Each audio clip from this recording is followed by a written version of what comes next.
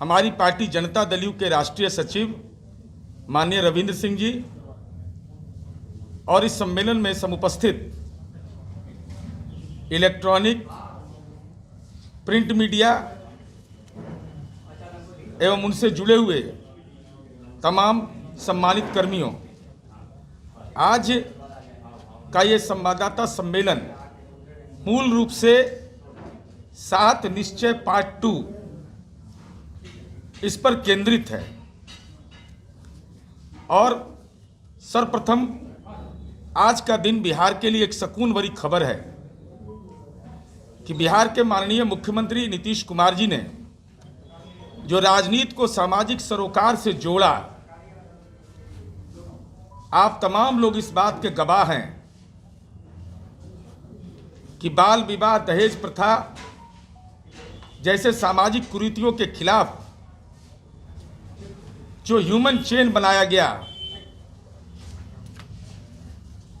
आज ये खबर आई है कि 5th national family health survey report, जो 5वां रिपोर्ट जारी हुआ, उसमें यह बात उभर करके आई कि बाल विवाह के मामले में 2015-16 में 42.8% उसका दर था, उसमें गिरावट दर्ज हुआ है 40.8%।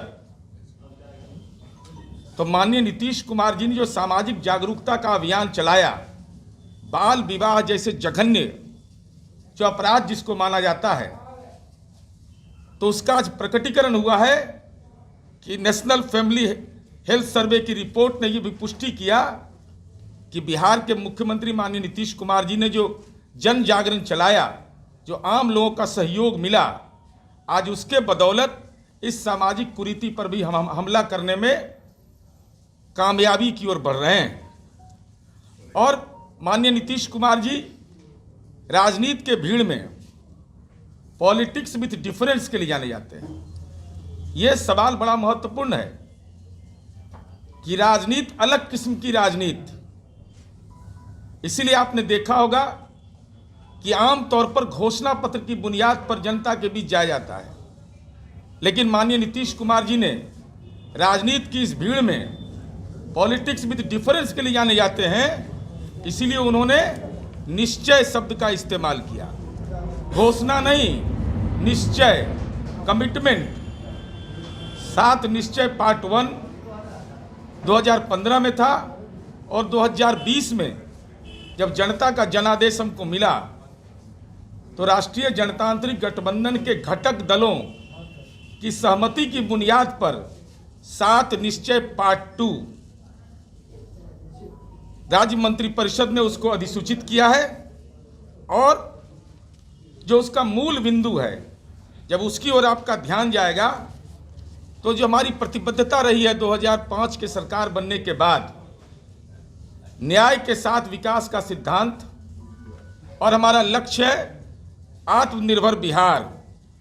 पूरी कार्य हम केवल निश्चय नहीं करते, बल्कि पूरी कार्य योजना का हम उसकी कार्य योजना बनाते हैं, उसका अनुश्रवण और उसके लिए संस्थागत ढांचा, बिहार विकास मिशन को ये जिम्मेदारी दी गई है। और साथ ही साथ हम इस बात की चर्चा इसलिए कर रहे हैं कि माननीय नीतीश कुमार जी ने एक बड़ा फैसला लिया है। जो बच्चे जन्म लेते हैं जिनके हृदय में छेद हो जाता है, ये नेशनल एवरेज है कि प्रति 1000 पर एक बच्चे जिनके हृदय में छिद्र पाए जाते हैं।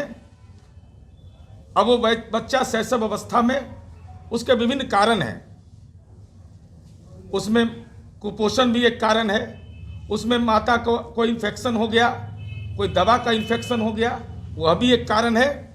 तो मानवीय आधार पर जो माननीय नीतीश कुमार जी निर्णय लिया, आप कल्पना करिए बिहार जैसे राज्य में जिसका जनसंख्या का घनत्व इतना बड़ा हो, निर्णय लिया कि निःशुल्क उनका हम इलाज करवाएंगे। तो ये माननीय नीतीश कुमार जी की जो मानवीय संवेदनशीलता है और तथ्यों की बुनियादी जानकारी होना, जिसके आधार पर नीतिगत निर्णय 7 निश्चय का वह पार्ट बनता है।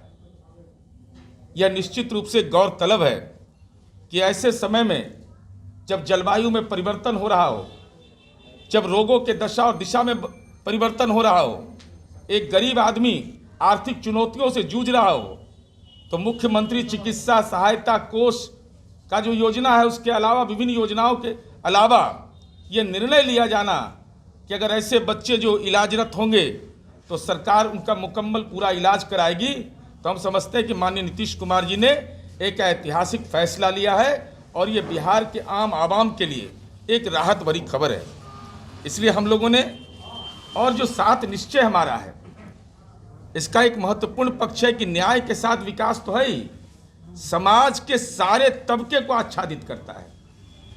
कोई ऐसा तबका नहीं जो उसके लाभ से वंचित रहेगा। इस योजना की एक महत्वपूर्ण विशेषता है। और दौर बदला है बिहार का। क्या दौर था बिहार में?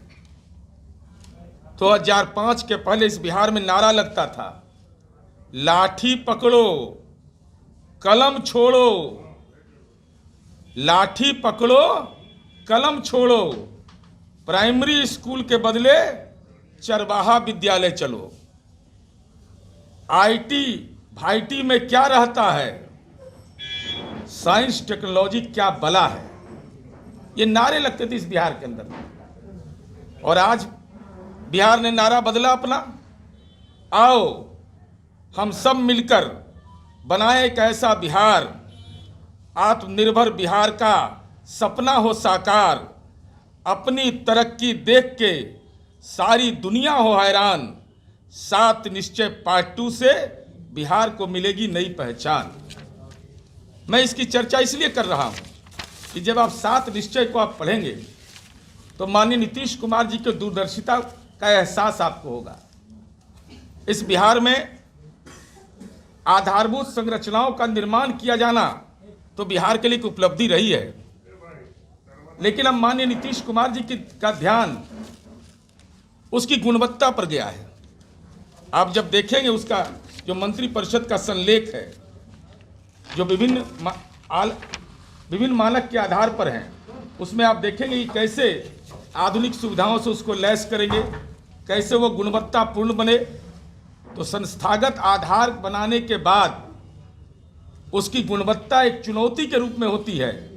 उन मानकों के पालन करने के लिए भी राज्य सरकार ने लक्ष्य तय किया है। इसलिए गुणवत्ता बढ़ाने की जो हमारी योजना है, और इसके लिए पर्याप्त संस्थागत आधार में उस पर विस्तार से आपको नहीं बताऊंगा, आपको जानकारी है। और आप ये कल्पना करिए कि बिहार जैसे राज्य में जब बिहार और झारखंड एक था तो घर घर बिजली नहीं पहुंची, लेकिन माननीय नीतीश कुमार जी की कार्यकुशलता और दक्षता देखिए, हर घर बिजली पहुंच गई। जलवायु में परिवर्तन हो रहा है, लेकिन विगत 2 वर्षों से आप एहसास किए होंगे कि बिहार के गांव के खेत खलिहान में सुखाड़ नहीं हुआ। जलवायु में परिवर्तन हुआ, असमय वर्षा हुआ, वर्षापात हुआ, लेकिन माननीय नीतीश कुमार जी ने जो बिजली की उपलब्धता सुनिश्चित किया, तो आज किसान सुखाड़ का सामना नहीं कर पाए। यह बिहार जैसे राज्य के लिए एक महत्वपूर्ण उपलब्धि है। और हमारा जो लक्ष्य है वह स्मार्ट गांव बनाने का है।